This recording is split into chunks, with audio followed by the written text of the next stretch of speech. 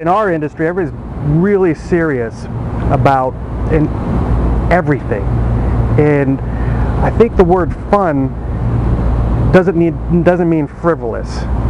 It means something that someone is passionate about and is excited about, that engages the designer and the audience and the client, and that's something that we instill on any of our projects, whether it be a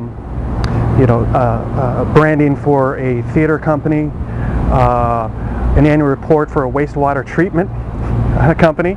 It can be fun, and or branding one of the local neighborhoods.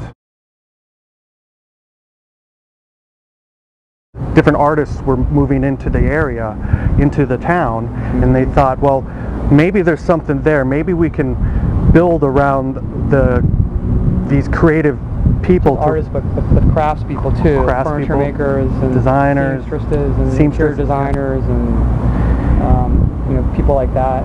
So the problem that we had facing us is the name Lawrenceville, to those that are in this area, it was at that time a very negative connotation. So how do you get around that, and how do you rebrand it? And so Lawrenceville is located between the 16th Street Bridge and the 62nd Street Bridge. So we thought, let's name it the 1662 Design Zone. Working with the community group there, we came up with a walking map that identified, between those, those blocks, were people who chose to be identified, all these different artists and craftspeople, where they were. So we created this walking tour of the neighborhood, where before you would never think to walk, through Lawrenceville for any reason whatsoever. So we created a walking book. Website that Jay mentioned, the different street banners, different advertising, things of that nature, and it really started taking hold. You started seeing families starting to move back in the area and renovating these houses, and the Main Street program, which is a revitalization program that helps fund facade restoration, that kicked in, and it's become a very vibrant, artistic, creative part of town, where there's hip restaurants and still affordable housing and galleries and things of that nature. Becoming less affordable. Becoming quickly a little less affordable. Part of the success of it. Yeah, but what's interesting now is it's now the branding has changed, in which 1662 Design Zone is now kind of put to the side, and Lawrenceville is now elevated. And now, because Lawrenceville has a different connotation, it's branded around that name and embracing its history. The success of that project had just as much to do with the client, in this case, the community members, the leaders in that area, the grassroots, for them to start embracing thinking out of the box on how you brand and how you tell your story. Because if you don't have buy-in, or your client is not going to push those limits, it's not going to be a successful piece, no matter how good of a designer you are. So it's that dialogue between the designer, the creators, and the end users and the clients, all working together to create something that's successful. So we got lucky because we had a great client, and they did a lot. They did a lot to promote the neighborhood the right way, I think really to listen to us in a lot of regards, sort of saying, you guys are the experts, right? Yeah, we're experts, right? We say we are, so we must be, right? But they worked really hard at transforming the neighborhood themselves. Using the materials we gave them, but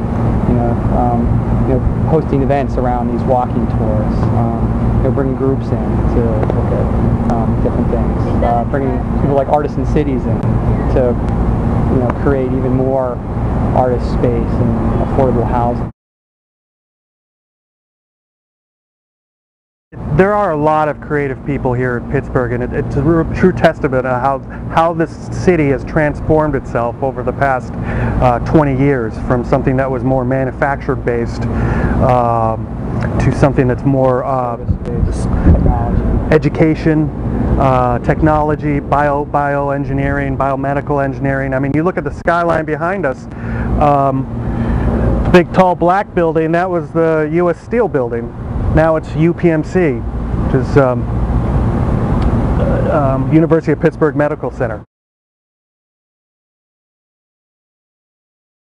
Pittsburgh's problem has always been keeping young people around. So, you know, we get a lot of young people who come here to go to the universities, go to Carnegie Mellon, to Pitt, to Duquesne, you know, and then they all think they have to go somewhere else to get a job or be happy or to make money. Over the years, you know, I think Pittsburgh has slowly been able to keep more of that brain trust here. You know, we're a Rust Belt city, right? I mean, but look around. You know, this is what Pittsburgh is. It's not a smoky, dirty city. No, it's green. It's green. It's beautiful. You know, and being a creative person in a smaller market, I think, opens up more opportunities for you. Things are more accessible. It's easier to do things. Well, Pittsburgh benefits too by there's a huge philanthropic arm. You know, there's a lot of old money in Pittsburgh. There's a lot of great foundations here that will help you know, people do things. So so really, I mean, in a lot of respects, you know, this is a perfect environment for a creative person. And there's, I think, there's just as much energy in a place like Pittsburgh as there is in a bigger city. As far as day-to-day living, in my opinion, and you know, just quality of life and things being affordable and accessible, and you know, this is, you know, a city like this is really, you know, it's hard to beat.